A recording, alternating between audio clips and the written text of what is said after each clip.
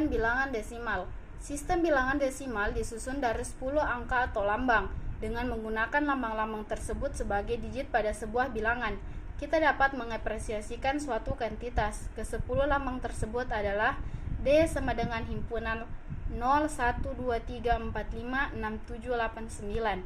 Sistem bilangan desimal juga disebut sistem bilangan baris 10 atau radik 10 karena mempunyai 10 digit.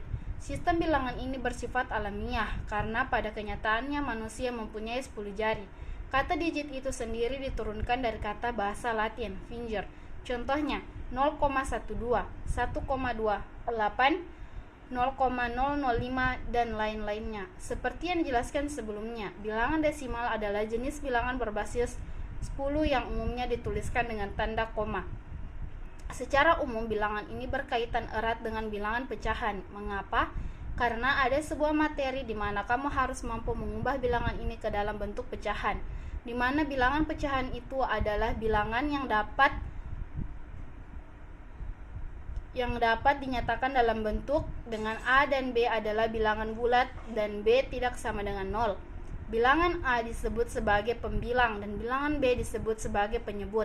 Sedangkan kata desimal berasal dari bahasa Latin decem yang artinya 10, seperti yang telah diungkapkan oleh Muschiettio, yang menyatakan bahwa sistem numerasi yang berbasis 10 artinya bilangan 10 dipakai sebagai acangan pokok dalam melambangkan dan menyebut bilangan. Sedangkan menurut Van de Waal menyatakan bahwa angka desimal adalah cara sederhana lain dari penulisan pecahan, sedangkan mengenai koma desimal adalah kesepakatan atau kaidah yang telah dikembangkan untuk menandakan posisi unit. Atau dengan kata lain, pecahan desimal yaitu bilangan yang dihasilkan dari hasil bagi suatu bilangan dengan bilangan 10 dan kelipatan atau pecahan dengan penyebut 10, 100, 1000 dan seterusnya, dan tulisan dengan tanda koma. Contoh bilangan pecahan desimal yaitu 1, 0,08 adalah pecahan desimal yang dihasilkan dari 8 dibagi 10. 2, 0,15 adalah pecahan desimal yang dihasilkan dari 15 dibagi 100. 3, 0,123 adalah pecahan desimal yang dihasilkan dari 123 dibagi 1000. 2.2 Macam-macam bilangan desimal. Bilangan desimal dapat dibagi menjadi 3 bagian, yaitu sebagai berikut. 1.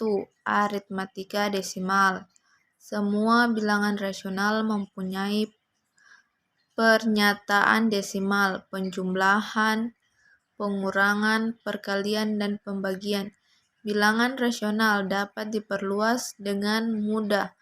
Untuk desimal pecahan, sifat-sifat komutatif, asosiatif, dan distributif memungkinkan menjalankan atau mengerjakan aritmatika desimal.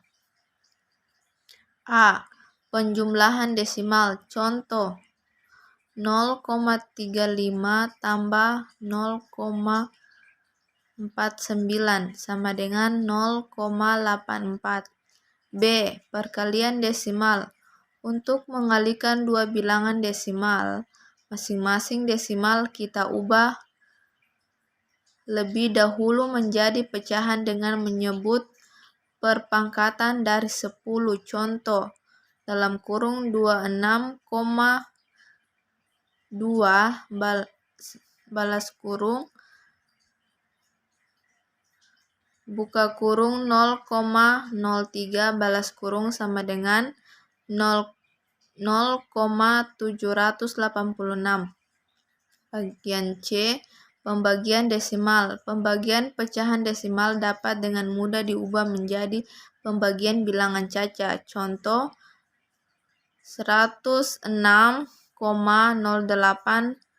bahagi 1,7 sama dengan 62,4.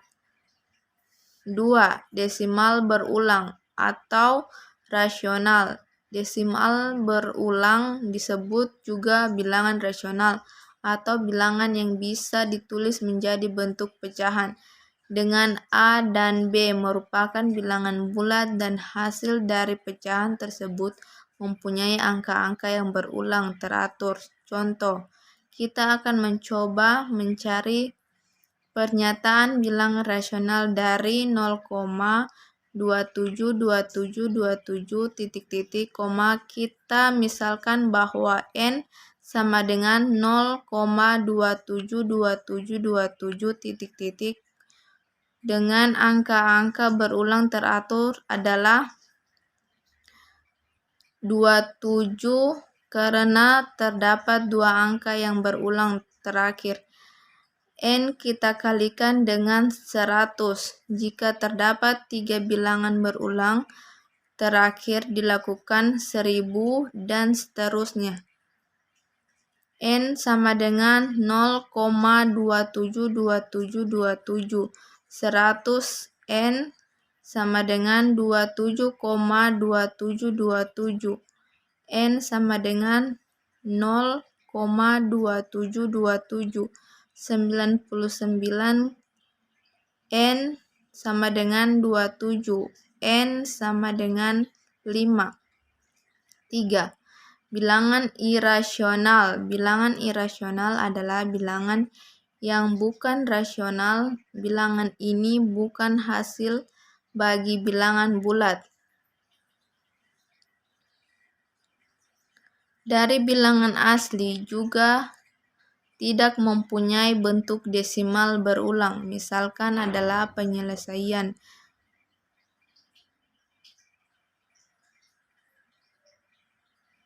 Kurang 2 sama dengan 0. Dalam pembicaraan berikut akan dibahas pendekatan dari koma dan akan ditunjukkan bahwa adalah irasional karena 2 dan sama dengan 4,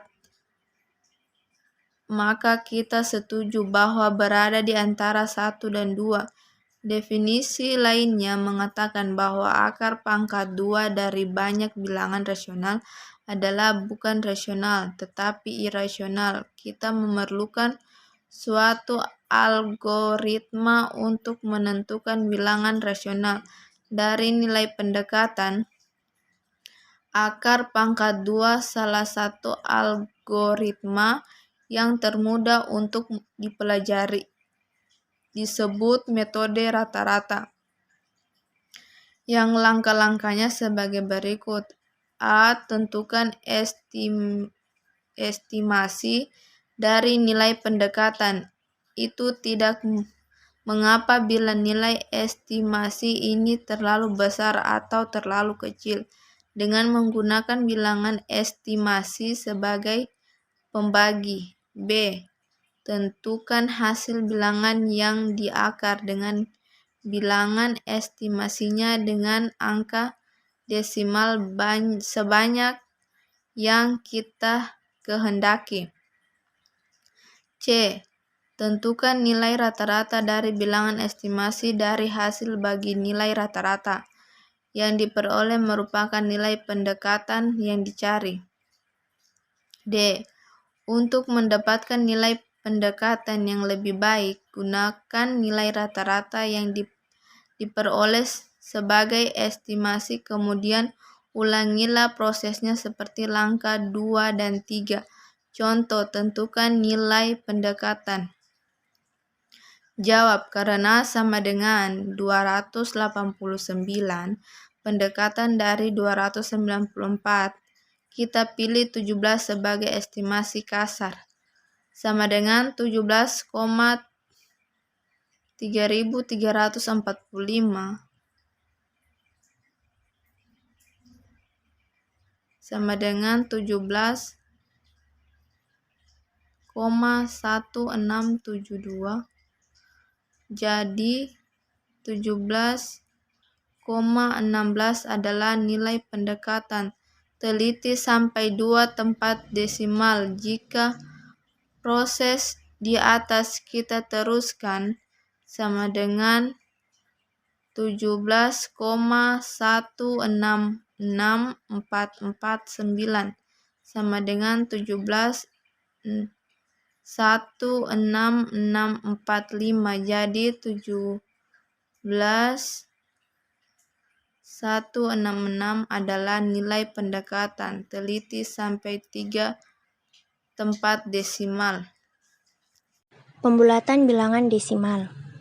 Pecahan desimal dapat dibulatkan menjadi pecahan desimal dengan angka di belakang komanya lebih sedikit.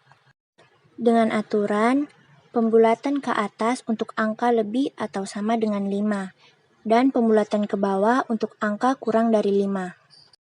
Contoh, 0,8463 dibulatkan menjadi 0,846 karena 3 kurang dari 5 sehingga menggunakan pembulatan ke bawah. 0,846 dibulatkan menjadi 0,85 karena 6 lebih dari 5 jadi menggunakan pembulatan ke atas. 0,85 dibulatkan menjadi 0,9 karena sama dengan 5 dan menggunakan pembulatan ke atas. Pada kesempatan saya kali ini saya akan membawakan materi tentang operasi bilangan desimal. Dalam operasi bilangan desimal ada 4, yaitu penjumlahan, pengurangan, perkalian, dan pembagian. Dan pada kesempatan saya kali ini saya akan membawakan tentang penjumlahan dan pengurangan. Pada operasi hitung pecahan desimal, untuk penjumlahan dan pengurangan, sebaiknya kita menggunakan metode penjumlahan atau pengurangan susun.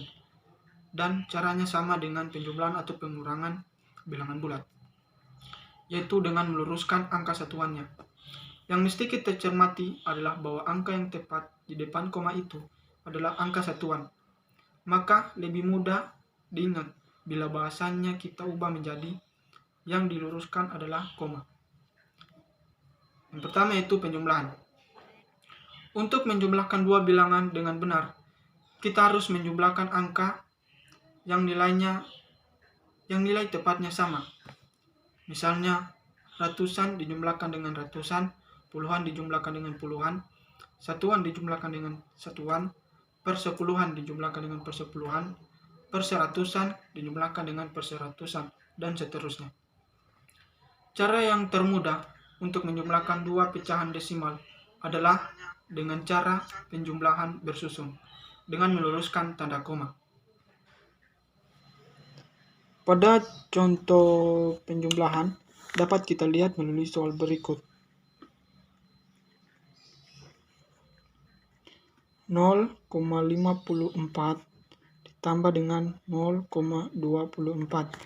Karena pada contoh sini menggunakan bilangan desimal satuan yang sama, kita menjumlahkannya secara langsung saja.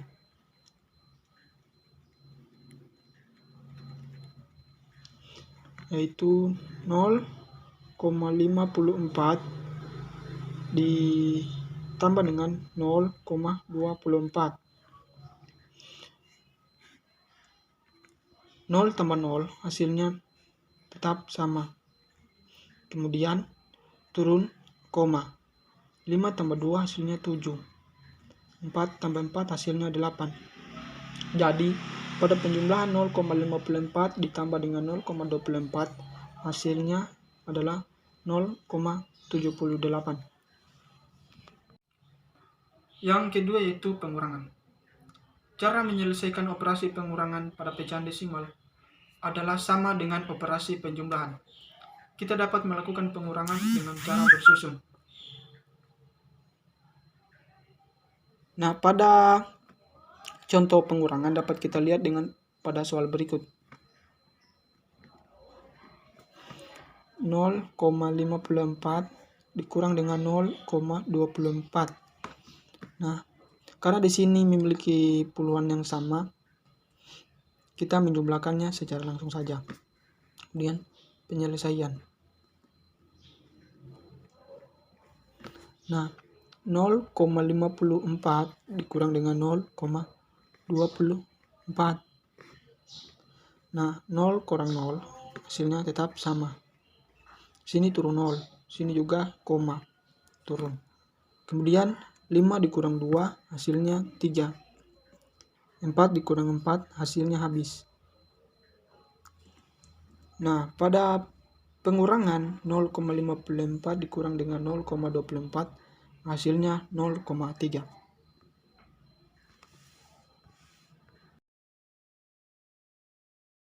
Cara mengajarkan bilangan desimal kepada siswa SD. Untuk membantu siswa memahami dan menguasai hubungan antara pecahan dan desimal, gunakan berbagai model atau bahan manipulatif yang sesuai, misalnya piringan berskala atau potongan karton. Alat-alat ini dapat dipakai untuk menjelaskan hubungan persepuluhan dan perseratusan dengan pecahan, serta mentranslasikan bentuk-bentuk pecahan dengan bentuk-bentuk desimal. Bisa juga dengan cara tanda koma berjalan. Berikut ini langkah-langkahnya. Pertama, masing-masing siswa diminta untuk membuat kartu-kartu bilangan yang bertuliskan angka 1-9. 5 buah kartu bertuliskan angka 0, dan sebuah kartu untuk tanda koma. Kedua, guru memberikan papan petunjuk di depan siswa.